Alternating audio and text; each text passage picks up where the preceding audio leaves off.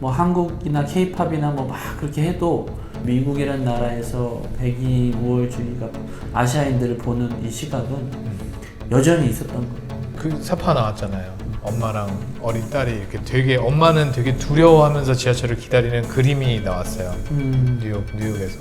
근데 그 그림을 봤는데 저는 되게 공감을 많이 했거든요. 가해자가 백인만 있는 건 아니고 흑인도 사실 가해를 하잖아요. 그래서 저는 그게 트럼프가 한 놀라운 일이라고 생각해요. 그러니까 백인이 됐든 흑인이 됐든 네, 그 아시아인들을 상대로 그렇게 행동해도 된다라고 하는 메시지를 던진 거죠. 예.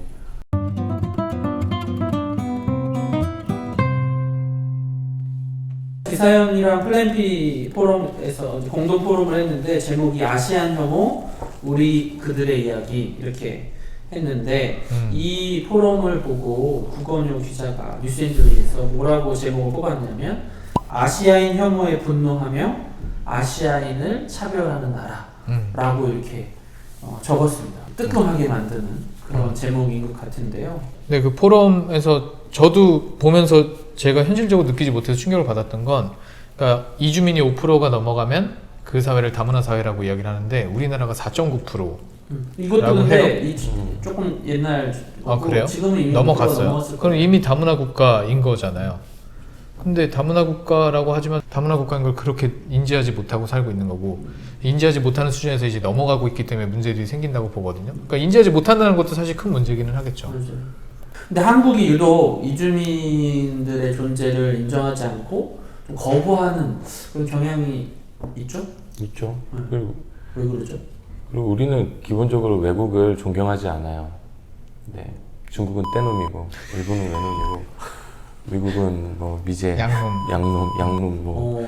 기본적으로 우리는 외국에 대해서 그렇게 뭐 우호적인 문화적 토양은 아닌 것 같아요. 그러네.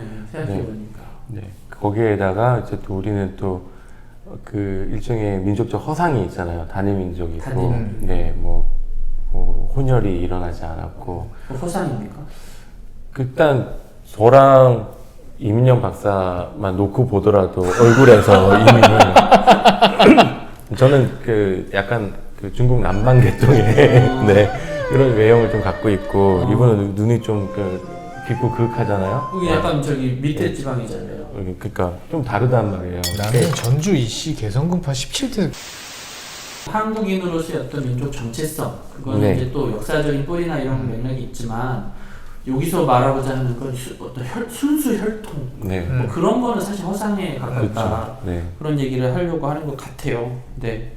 그런데 마치 우리는 하나의 단일한 민족이고 우리와 다른 어떤 민족에 대해서 그러니까 이제 그 사람들이 불순물처럼 보이는 거죠. 캄보디아 분 속행씨 그분이 저기 보일러도 없는 비닐하우스에서 동사하신 그 일이 있었잖아요. 근데 그거 별로 이슈도 안 됐어요. 사람들이 잘 모르고 그냥 이렇게 넘어가 버렸고. 그러니까 사고 후에 조사를 해봤더니 아시아 쪽에서 오신 분들의 70%가 집이 아닌 가설 건물에서 살고 있다. 이거 진짜 너무 충격이에요. 그러니까 이분들의 비인간적인 처우가 결국은 한국인에 의해서 자행되고 있는 거잖아요. 우리는 미나리 보고 뭐 에이시아네이트 보면서 막 열받아 하면서 우리 사회에 대해서는 정말 심각하게 일어나고 있는 거죠.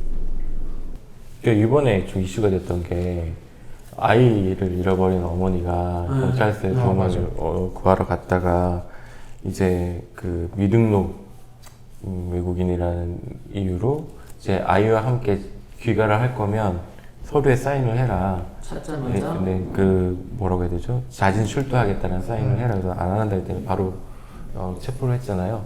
사실은 이게 국제 관습에 어긋나는 행위거든요. 왜냐하면 경찰서 같은 곳에 관공서 같은 거 와가지고 민원을 제기한다라던가 아니면은 피해 사실을 호소한다라던가 할 때는 이 사람이 적법하게 이곳에 있는지 아닌지에 대해서는 묻지 않는 게 원칙이거든요. 근데 이번에 경찰에서 굉장히 말하자면은 아주 나쁘게 대응을 한 것이라서 좀 이슈가 될 법했는데 어느 순간인가 또 좀 묻혀 있는 상태죠. 이주 노동자가 성경 말씀을 인용하면서 나는 한국에서 살면서 개가 된 기분이었다. 먹고 남긴 부스러기가 떨어지는 것을 바랐을 뿐이다. 한국인들에게 호소하고 싶은 것은 좋은 사마리아인이 되어줄 수 없느냐는 것이다. 교회 얘기를 안 할 수가 없네요. 그래서 교회가 이런 분들에 대한 어떤 울타리라든가 실질적인 도움을 어떻게 하면 줄 수 있을까? 근데 어떻게 보면은 가장 열심히 활동하고 있는 베이스도 이제 교회 단체 베이스의 단체들이 굉장히 많아서 뭐 못하고 있는 것 같지는 않아요. 근데 그게 굉장히 소수고 그분들만의 이제 고전 분투가 되어 있는 게 좀 아쉽고 대다수의 그 뭐랄까요 평범하고 마음 따뜻한 기독교인들이 이제 뭐 난민 이슈라던가 이런 곳에서 지나치게 적대적인 입장을 보이시게 되는 게 좀 안타까운 거죠. 교회가 좀 잘 해야 되겠다는 생각이 드는데 어떻게 생각하십니까? 일단은 그 사람들이 있다라는 인식부터 하는 게 좋죠. 그 사람들이 여기 살고 있다. 네. 그게 제일 중요해요. 말 한마디를 할 때도 그 사람들이 내 말을 들을 수 있다라는 생각을 해야 돼요. 예. 근데 이제 예. 그게 잘 안 되고 있으니까 그 다음 단계로 못 나가는 것 같아요. 네. 그래서 많은 분들이 우리와 같이 뒤섞여서 살아갈 수 있었으면 좋겠어요. 그래야 이제 거기에서 갈등도 생기고 그것이 봉합되기도 하고 커져가지고 오히려 뭐 큰 문제가 되든지 간에 그 다음 스텝으로 나갈 수 있을 텐데 지금처럼 네 완전히 일반적인 한국인이라고 하는 우리가 생각하는 어떤 삶의 사이클 속에서 그분들을 만날 경험이 주어지지 않으면 어렵죠. 이주민이 됐든 이방인이 있으면 교회가 할 일은 이 사람들도 사람이다. 이 얘기를 같이 싸워주고 해야 되는 게 오히려 진짜 교회가 해야 될 일이 아닌가 싶은데 계속 아까 말한 대로 너희들은 여기 소수고 이렇게 거기 있을 우리 도와줄게 하고 끝나지는 말아야겠다는 생각이 좀 들어요. 제가 학생들한테 항상 이주민 얘기하면서 크라이스트 오브 메리노리라고 하는 그림을 보여주는데 그러니까 도움을 준다라는 건 예수는 여기 있다예요. 그러니까 저 사람들은 도움이 필요한 사람들. 근데 생각을 바꿔서 예수는 저기 있다라고 생각을 하면 그렇죠. 완전히 바뀌는 거예요. 우리가 도움을 주는 게 아니라 관계를 맺어야 되고 공동체를 만들어 나가야 된다는 거죠. 그러니까 그 크라이스트 오브 메리노를 보면 그 이제 메리노를 재단에서 파송되었던 선교사들이 중국에서 이제 탄압을 당했던 그 형제들을 위해서 로버트 렌츠라고 하는 수사가 그린 그림인데 그 그림이 이제 미국과 멕시코 국경이 강화되었을 때 그리고 우리나라에 예멘 난민이 들어왔을 때 이제 페이스북에 많이 피드가 됐던 그림이에요. 보면 이제 철조망에 가로막힌 이제 예수처럼 보이는 인물이 이렇게 눈물을 흘리고 있는 그 그림을 항상 보여주거든요. 그래서 이 철조망 너머에 예수가 있다고 생각을 해야지 여기 예수가 있는데 철조망을 뜯으려고 하지 마라. 아예 생각을 바꿔야 된다 그 얘기를 항상 하거든요. 그렇게 사상이 바뀌지 않으면 그러니까 종교적인 입장에서는 정치적이고 사회적인 건 모르겠지만 종교적인 입장에서는 그렇게까지 넘어가지 않으면 사실 힘들죠. 그냥 도움을 주겠다. 이건 너무나 있는 사람들의 입장이에요.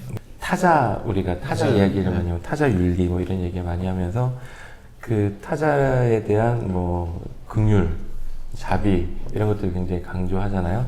근데 그러려면은 이 타자는 언제나 나보다 못해야 돼요. 예. 내가 도움을 줄 수 있는 입장이어야 되는 그렇죠. 거지. 예, 거기에서 문제가 얘가 나랑 동등하다던가 얘가 오히려 나를 치고 나를 넘어뜨릴 수 있다는 생각을 안 한단 말이에요. 그 타자 윤리라고 하는 게 거기에 이제 한계인 것 같아요. 네. 우리가 이 사람들을 돕는다라고 하는 인식 속에 갖고 있는 이 힘의 불균형 같은 것들을 너무 자신에 대한 기쁨으로 간직하지 않으시는 게 좋겠다. 네.